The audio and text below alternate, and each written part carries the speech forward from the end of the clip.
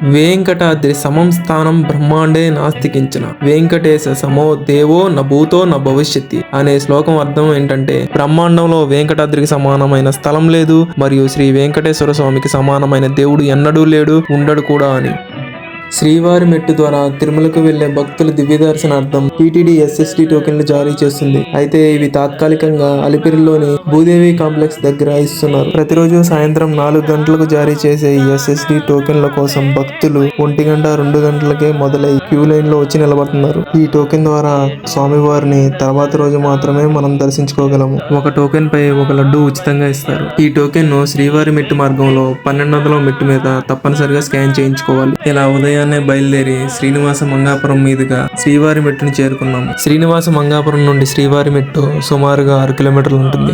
ఈ దారి గుండానే వెంకటేశ్వర స్వామి వివాహానంతరం 6 నెలల కాలం అగస్త్యాశ్రమంలో గడిపి తరువాత తిరుమల చేరుకున్నాడని పురాణ కథ. తిరుమలకు 2 నడక మార్గాలు ఉన్నాయి. ఒకటి అలిపిరి 3550 మెట్లతో 9 కిలోమీటర్లు విస్తరించి ఉంది.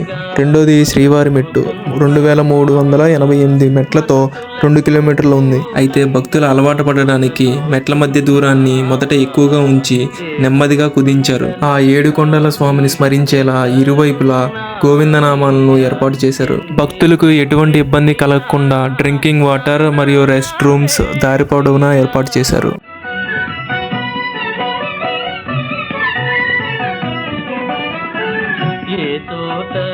1200 మెట్టు దగ్గర ఉన్న ఈ కౌంటర్ దగ్గర టోకెన్ స్కాన్ చేయించుకుని పైకి బయలుదేరాం.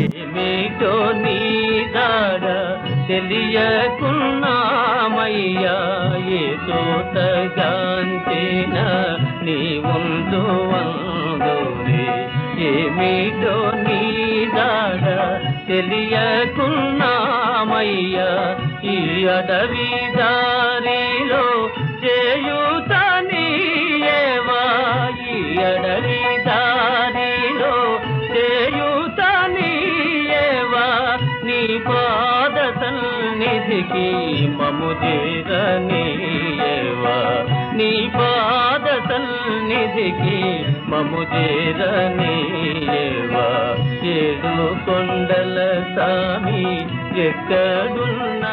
కళ్యాణకట్ట దగ్గర స్వామివారికి తలనీలాలు సమర్పించి దర్శనానికి బయలుదేరాం. కానరావేమయ్యా 7 కొండల స్వామి, 7 కొండల స్వామి. Luggages, smart watches, smart phones luggage కౌంటర్లో ఇచ్చి టోకెన్ తీసుకున్నాం.